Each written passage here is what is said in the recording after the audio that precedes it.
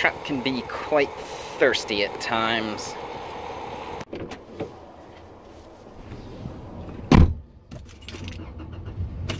Gotta love when you gotta get gas. Bit of the old-time technology that's leading into this video. I want to use that as a little segue. So anyway, first of all, I'd like to apologize for not posting as frequently here the last couple of weeks. That's just because it's getting to be the end of the semester. Good news is, only one more week. Bad news is, it's all the finals and tests and all that coming up, so it's going to be a little bit busy. I'm still going to try to get you at least a couple more videos next week, but we'll have to wait and see. Anyway, so today I want to revisit the electric car, because actually within the last couple weeks, since I last made a video about it, which I'll link up above over here, a couple things have changed. First of all, big shakeup from one of the established automakers. And actually I saw an article about this that was kind of relevant. That was Volvo. First of all, Volvo has announced that by 2018 they will have all electric cars or hybrid powered cars. No more sole conventional gas engines. So that's a bit of a shakeup, because a few years ago, or not a few years ago, I guess really more like more like a year ago, I think it was, I read an article about Tesla, and basically the prediction was that Tesla's going to go under as soon as one of the more established automakers, or even all of them, switch to EVs themselves. And now, will we see that happen? I don't know. But it's interesting to watch. Now, why Volvo? First of all, in years past, really, you haven't seen a whole lot from Volvo. Way back in the day, Volvo was known for their station wagons.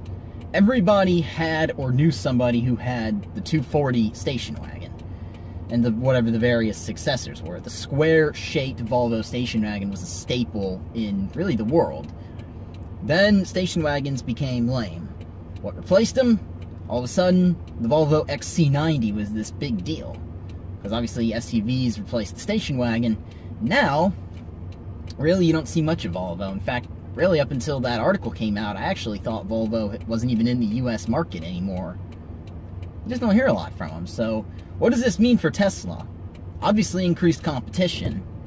And, you know, obviously one of them will probably be a plug-in hybrid at some point. There will be things like that. You know, increased hybrid SUVs and stuff like that. And so I think it's really worth watching, because Volvo as a brand all of a sudden is not only coming back into relevance, but now there's suddenly going to be new models potentially from Volvo, and they could be true game changers in the market, at least at very minimum the hybrid market. As for EVs, they haven't announced any true full EVs yet. But, you know, a big competitor, if they ever did, will have to be the Tesla Model 3. And actually, that's going to bring me up to my next point. The Model 3 is, finally, they have a prototype of it. Elon Musk took delivery.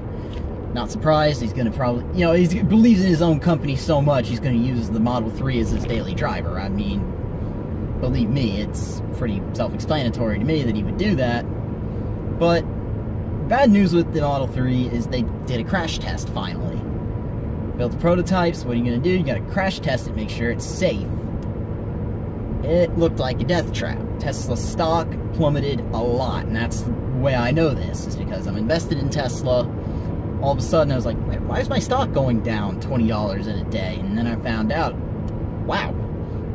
Now Tesla, of course, is fighting it. They're going to have it be redone, which, as most people have pointed out, it's kind of one of those things where they got it crash tested from one specific angle, and okay, I mean, the crash tests are not always the perfect real world model of how it's going to perform, so it's going to be redone. But that was worth considering, because it was kind of made it look like a death trap, and there was probably at least a couple people who pulled out of their deposit on the Model 3. But obviously Tesla is going to be a big deal, because, I mean, sales-wise, they've already basically pre-sold a year, possibly 2 years worth of production on the Model 3. Model S, of course, is continuing in production, so it'll be a thing. But obviously everyone knows a Model S is pretty expensive car, and same with the Model X. You got the two most expensive Teslas are already in full production. But it's worth watching because that's the car. The Model 3 is the car everyone's going to aim at in the near future. And actually, now we talk about car companies. Now, what about governments? Because obviously you get tax breaks and all that. Well, what's been done? And France, of all places, has actually decided to take it one step further. In the US, we get tax breaks for owning a Tesla. It's the government's way of saying, here, you want to own it? We'll give you a little bit off your taxes. $7 grand. Everyone tries. Now, realistically speaking, everyone tries to say, oh, you get the tax break, like it factors into the price of the car, and that's not true. That actually assumes you even pay taxes to begin with, because that just means you get that off that next year's tax return, or when you file your taxes.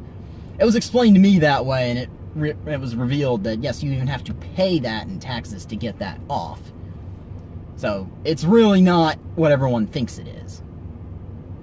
But it's still significant, because obviously that's, if you're paying taxes, you essentially get to write your car off as a tax expense. Now, France is taking it one step further. They've actually decided to essentially outlaw gas and diesel by 2040. Now, all of a sudden, there's a big shitstorm in the internet with that, because some people believe that's the future, and of course, some people don't. Is it the future? Once again, we have to wait and see, because now, what that means for France is all of your gasoline-powered cars, diesel-powered cars, etc., probably going to go bye-bye.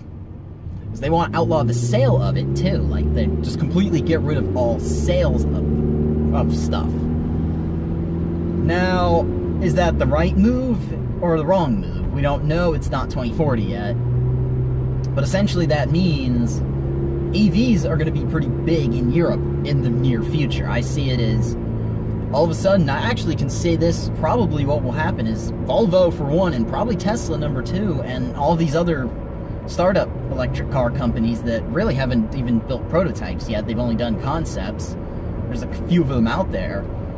Investing in Europe is actually going to be a big deal, because how long will it take for the rest of the EU to follow suit? Because Denmark a few years ago was pushing that really hard too, and I don't think it was very successful, because basically Denmark taxed the gas-powered cars to hell, to where an average person couldn't even afford a car anymore.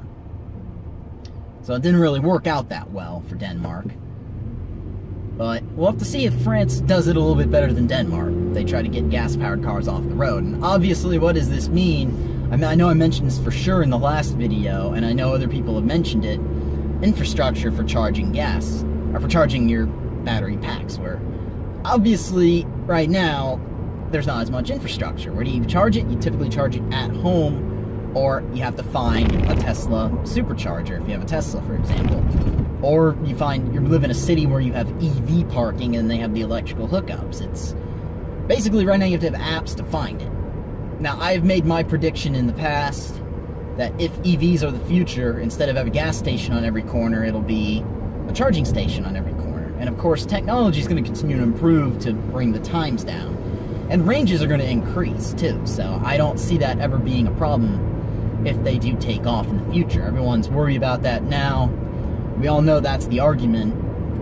And Tesla, the base Model 3 is predicted to have like 140-ish mile range, and of course the loaded Model S is about 300, so you got to consider there's a lot of factors that are going to play into that.